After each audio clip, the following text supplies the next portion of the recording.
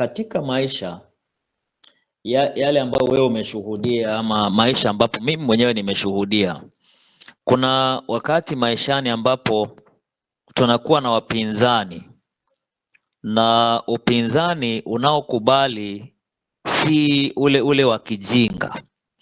Ni upinzani wa kiakili. Unapinga kitu lakini unakuwa na akili wa kuweza kupinga. Ni upinzani uliopangwa vizuri.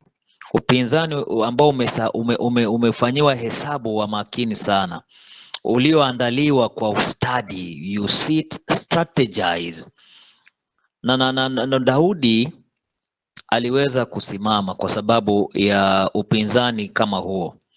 Daudi alikuwa amesalitiwa na mtoto wake anaitwa Absalom, na Daudi akafukuzwa Yerusalemu. Lakini akiwa njiani, akiwa analia akielekea kwenye mlima wa Mizeituni, kwa sababu kiti chake cha enzi hakikuwa salama tena, alitishiwa kifo na mtoto aliyemzaa. Na katika ikulu haikuwa mahali ambapo palikuwa na usalama hata kamwe, na ufalme ulikuwa sasa umegawanyika kuwili. If you just try, unauawa. Na katika kambi ambalo lilikuwa ni la Absalom, alikuwapo mtu ambaye alikuwa niseme ni mshauri maarufu sana, anaitwa Ahithofel. Na huyo Ahithofel alikuwa ni mshauri wa baba yake Daudi before.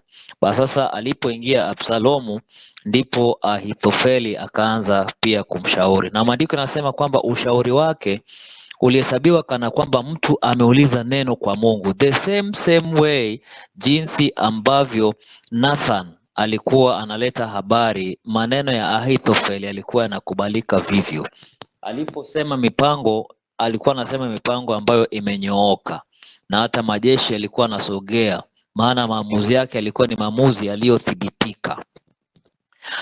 Huyu alitoa mpango ambao ungehitimisha kila kitu, akisema ni mwisho, na akasema tumshambulie Daudi, mpige akiwa amechoka, muue, maliza jambo hilo kwa haraka. Na ulikuwa ni mpango sahihi kwa kwake, tena wa busara, na ulikuwa wa kitaalam. Lakini hata hivyo, Biblia haisemi kuwa ushauri wake ulikuwa mbaya, inasema ulikuwa ni mzuri.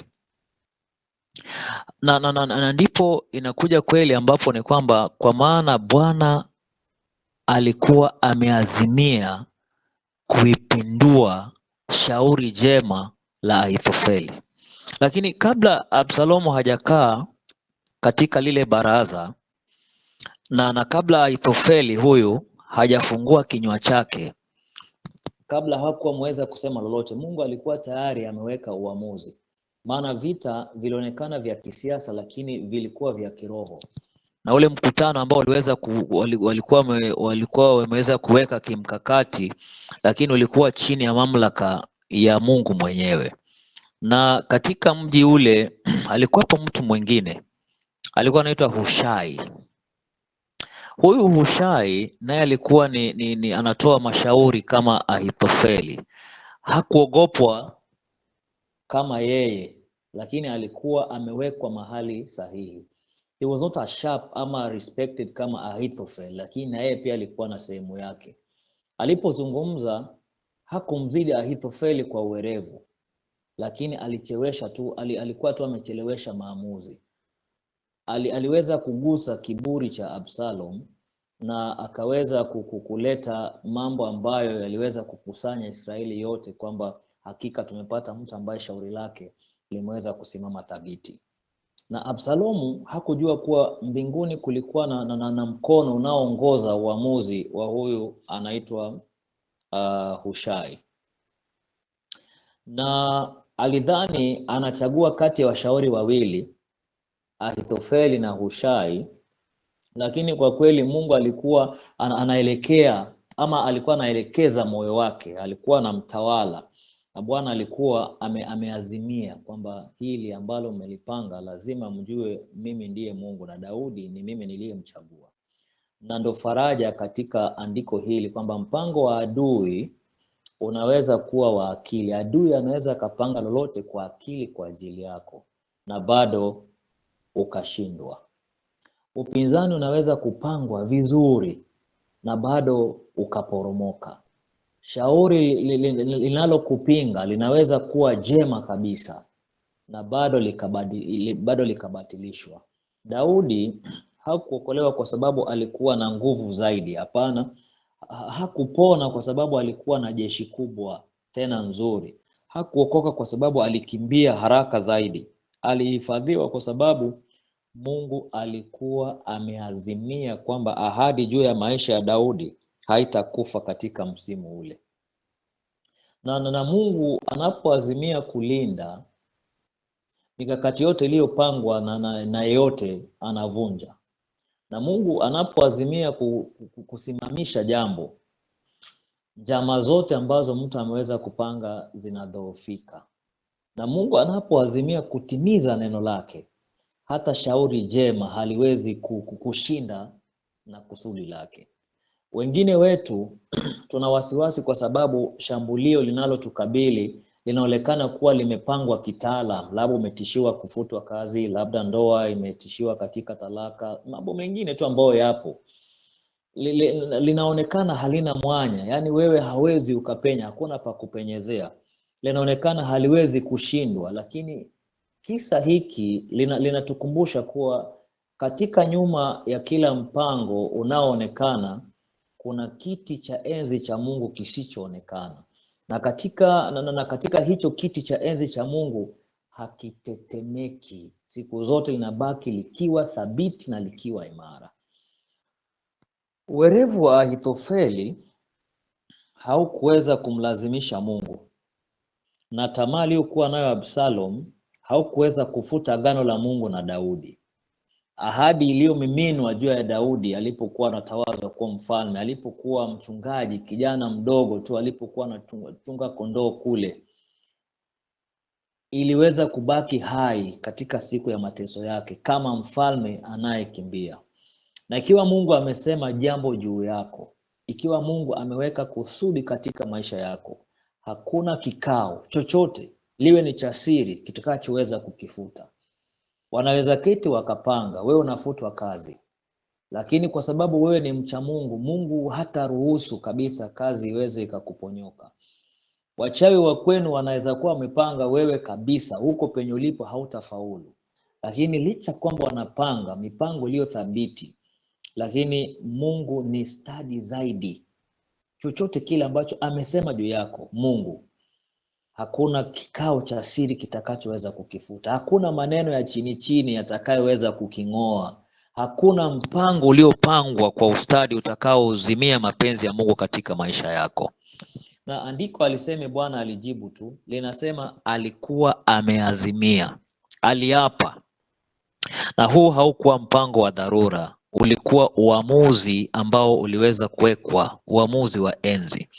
Na hapa ndipo nguvu ilipo hata kwetu usiku huu wa leo, kwamba wakati adui anapanga, Daudi yeye aliomba.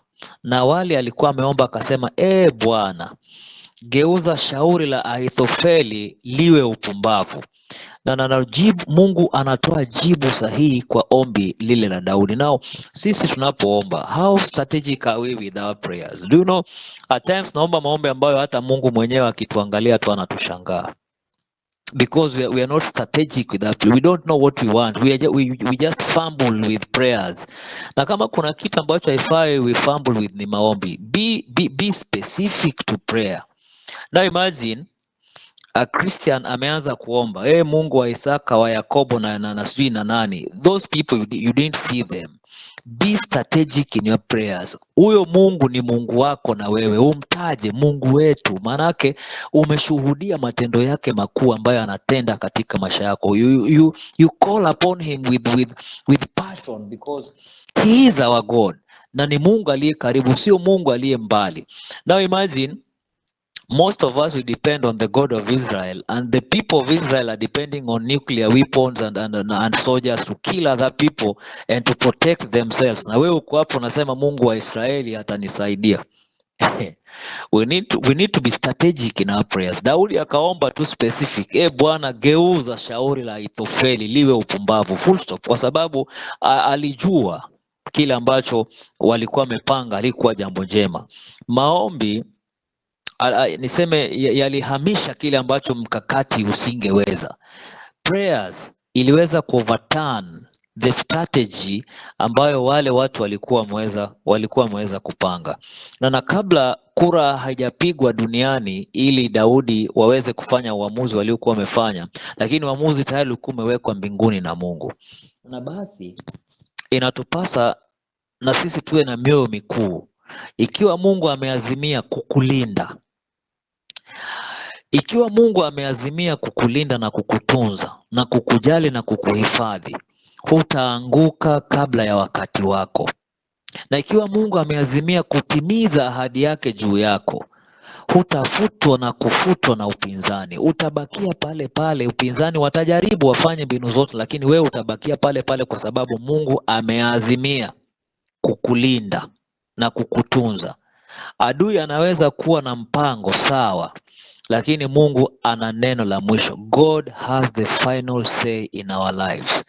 Na he only has the final say katika maisha yetu kwa watu wanaomtegemea na kulicha jina lake. People do not fumble with God. You know, most of us we brag kwamba we are Adventists, we keep the Sabbath, but we are not keeping the Sabbath. We are going to church on Saturday, but we are not keeping the Sabbath. And even if we keep the Sabbath, we are just like the Pharisees, because our hearts are too far from God. But tunasema leo ni siku ya Sabato, mpaka tunasema ni Mungu wa Sabato. Happy ni Bwana sifiwe, Bwana wa Sabato. Funny things, salamu nyingi wa Sabato wameweza kuvumbua, tunashangaa vingine wanavitoa wapi. Maybe they are right, sijasema wako wrong, but ninachokisema ni kwamba maombi lazima tuweze kuweka mikakati maalum katika maombi, na tunakuwa strategic and specific to God. And when we speak to God, we speak to him as our Father, because he is our Father. He is a provider. Ni mpaji, ni mruzuku katika maisha yetu, na sisi ni watoto wake. Nasema na yeye ni Mungu wetu. Na Mungu anapobatilisha, hata shauri jema huanguka. When God says yes, he says nimeweka nina funguo, na nikifungua mlango hakuna wa kufunga, na nikifungua hakuna wa kufunga, na nikifunga hakuna wa kufungua. Now that is the God that we serve. Now it doesn't matter what the enemy strategizes against you. It doesn't matter what the devil inspires or conspires against you. What matters is how ready are you to listen to the voice of God. So it doesn't matter your situation. Kile kinachojali ni jinsi ambavyo una mahusiano na Mungu. Na when you talk to him, Daudi hakung'ang'ana na mambo mengi. Akasema tu, Mungu batilisha shauri la Ahithofeli liwe na upumbavu. Na Hushai Mungu akamuinua wakati ambapo hakuna yule ambaye angeweza kudhani kwamba yule bwana angeweza kuinuliwa, ili Daudi aweze kupata usalama katika maisha yake. Mimi nawatia moyo jioni ya leo, wapendwa, kwamba adui ni mbaya. Wengine adui wapo katika ndoa zao, wengine adui wapo katika kazi zao, wengine adui wapo katika afya zao, wengine adui